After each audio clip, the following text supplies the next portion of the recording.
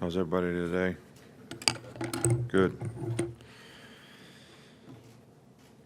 You know, sometimes you wonder exactly what you get out of games like we just played, but the one thing I was really pleased with was, our players went out there and played with the right competitive character, started the game fast, played hard in the game, tried to do something to continue to establish an identity as a team, regardless of the resistance that we had. We tried to play to our standard, which was really, really good. There's things that we can obviously improve on both sides of the ball and special teams, and that's something that we will continually work to try, to do. But, one of the things that's most concerning is when other players have opportunities to play, what's their, level of performance. We didn't finish the game very well, missed a couple field goals, gave up 14 points with the second defense in the game, and executed, not to the level and the standard that we'd like to see those guys play to. They have opportunities to build their own resume in terms of playing winning football, and certainly would like to see everyone try to take advantage of that. So that's something that will be a learning experience for each one of those guys, and hopefully they'll get better because of it. The only, Jonah has a sprained ankle. He'd probably be, I think, the only guy that may not practice today, may be able to practice tomorrow, but for sure probably by Wednesday. So everybody else, I think, is okay. Some guys we don't always practice on Monday if they have issues, but we don't have any significant issues from that standpoint. Fayetteville has always been a difficult place, to play. We have a lot of respect for Arkansas. They actually played, Chad Morris being a new coach there. You can see every week they're getting better and better, and certainly played their, best game of the year last week against Texas A&M, and had opportunities to come back and at least tie the game if they could have finished, with another score. So they have a lot of experience. They have a lot of returning starters. I think they've, switched around quarterback personnel. Maybe that's sort of impeded some of their progress at times, but I think they now settled on, Ty Story being the starting quarterback, and, he's been productive, and, this is a very capable team, and I know that this is what I call a little bit of a trap game for us in terms of, all the folks out there look at who they played and what the scores were, and, don't go get prepared the way you need to get prepared and go play to your standard and the level that you have to play to beat any team in the SEC on the road. So, these guys are playing, really a lot better on defense as well. I mean, even the numbers and the scores are not indicative. They've given up a couple scores on special teams.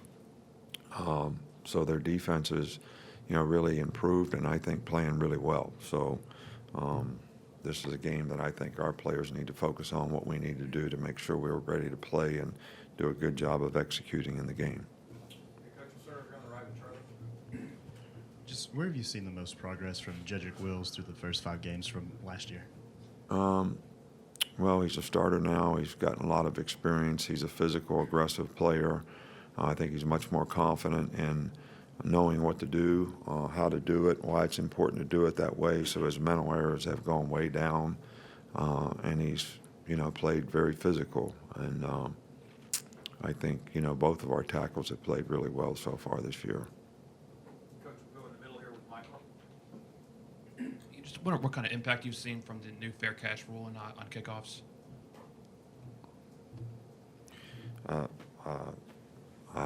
I don't know.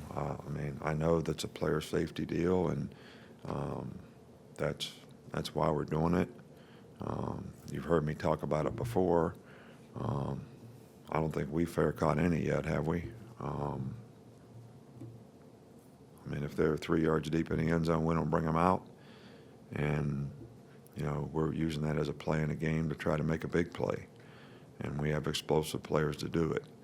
A lot of people have, used the fair catch against us and taken the ball on the 25-yard line, which is their prerogative. And, so it's a player safety issue, and hopefully it'll help the safety of the players. In some of the recent years, you guys have kind of rotated inside linebackers in between regular and nickel. It seems like this year Mack and Dillon have been out there most of the time. What made you feel like those two guys could handle that? Well, I don't know if you're correct that we've always done that. There have been occasions when we've done that, when we had guys that we thought fit the roles. So we feel like those two guys fit the roles to play all the time, and we don't necessarily have another guy that we feel fits the role of being able to play, better in one circumstance or another. So that's why we've, played the guys that we're playing. Just what do you remember about recruiting Quentin Williams, and did you imagine him being able to slide inside at his size? Who are you talking about? Quentin Williams. Yeah, Quentin is. We thought Quentin was a really good athlete in high school. He, only weighed maybe 260 pounds or whatever, but we really liked his quickness, his athletic ability, his ability to run. Those are really the kind of guys that we like to look for. Jonathan Allen was a little bit of an undersized guy when we recruited him, but when they get a little bigger and stronger, they're still athletic. They still have the quickness, and he's played very consistent for us all year long and been a very productive player for us. So he's developed, and he's a hard worker. He's got a great attitude. He's got good leadership qualities. So he has worked hard to develop into being a very productive player for us. Go on the left side, Ryan. You mentioned Arkansas special teams. How long does it take for a program to establish, good special teams? And is that an area, do you feel like you can take advantage of? Saturday? Well, I think that they're good in some area, in some of the special teams. I think it's been a little inconsistent. Sometimes I think when you have new coaches and you do things differently, the players don't understand exactly what they're supposed to do and how they're supposed to do it, why it's important to do it that way. And I think they're very capable. They've been very effective on teams at times, but they've had some plays that have hurt them as well. We're going to work hard to do the best we can on special teams to create some advantage in the game, in every game that we play, and won't be any different in this game. Coach, we'll go to the back to Cecil. Coach, through 5 starts, is there anything that Tua has done that's exceeded your expectations? His statistics are so remarkable. Is there anything in that surprises you at all?